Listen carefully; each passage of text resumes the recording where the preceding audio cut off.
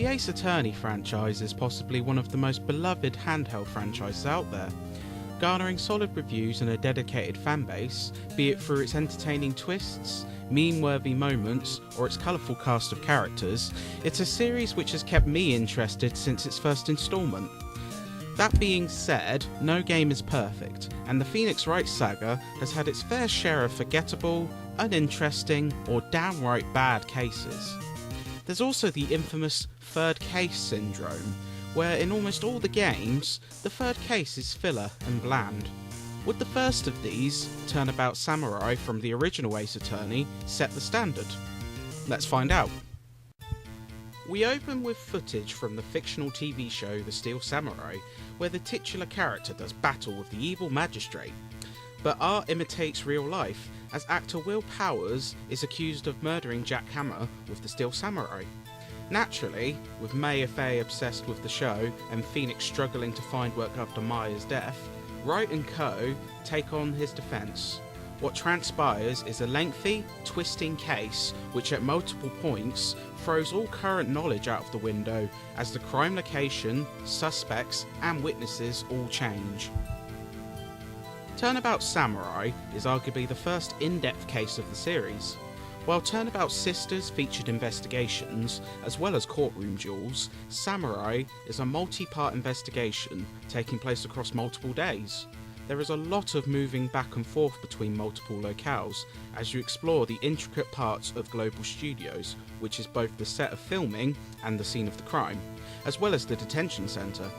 Nick, Maya, Edgeworth and Gumshoe all return too, but a plethora of new characters, some of which would make appearances in multiple games, are introduced. This is one of the weaker points of Turnabout Samurai. The main offender is Ms. Oldbag, a crotchety old woman who is, to be polite, bloody annoying. She often falls into long diatribes ranting about the world, and these are near enough unskippable. It is meant to be annoying, but that doesn't mean it avoids hampering the case. The only upside was seeing her cause Edgeworth a genuine sweat, but otherwise, Oldbag is at her most irritating in the series. Cody, a little boy who is a religious Steel Samurai fan, is equally obnoxious. As a result, the cross-examination of both of these characters makes for a slog. The case can also have its fair share of plot holes. One of the key aspects is a collapsed monkey head, which purportedly rules out an entire area of characters from being suspects. But it begs the question, especially once Cody introduced, why not just go around? There's no feasible reason as to why it causes a blockade, bar maybe the Steel Samurai, whose bulky outfit would make it difficult to move around. Speaking of which, the flawless assumption that the suited man had to be Will Powers, simply because he plays the character on the show, is frustrating to watch. Anyone could don that outfit, as rightfully pointed out by Phoenix, but logic seems to just go out the window. Perhaps the biggest offence is that it just doesn't tie into the rest of the game.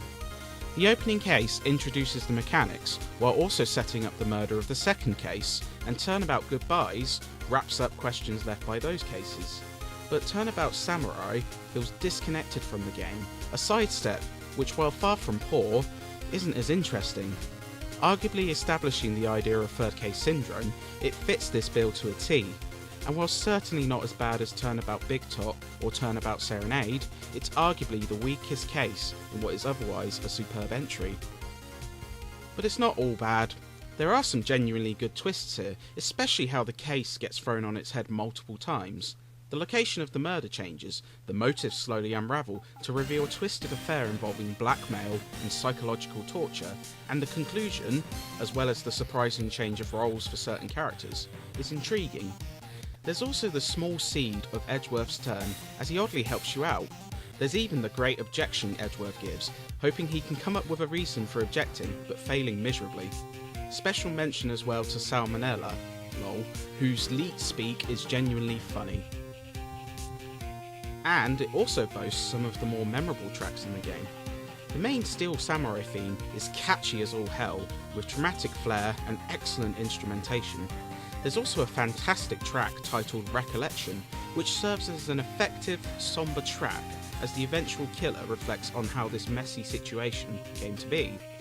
The environments also look great, capturing the Monday feel of a film studio while adding in flashy sequences to showcase the Steel Samurai and colourful artwork. These, along with tracks which would be used throughout the game, are indeed a positive. Oh, and the murderous breakdown, despite being one of the more subtle ones in the game, is effective. Turnabout Samurai falls somewhere in the middle in terms of quality. It has plenty of excellent moments, mixed with more tedious scenarios which drag it down. It also feels inconsequential to the franchise, as while the Steel Samurai and several characters will recur throughout the franchise, it's basically filler. But with catchy music unique to this case, and some interesting moments, it isn't the worst either. Arguably setting the standard for Third Case Syndrome 2, it isn't quite as bad as some of the other third cases, but it isn't a glowing recommendation either.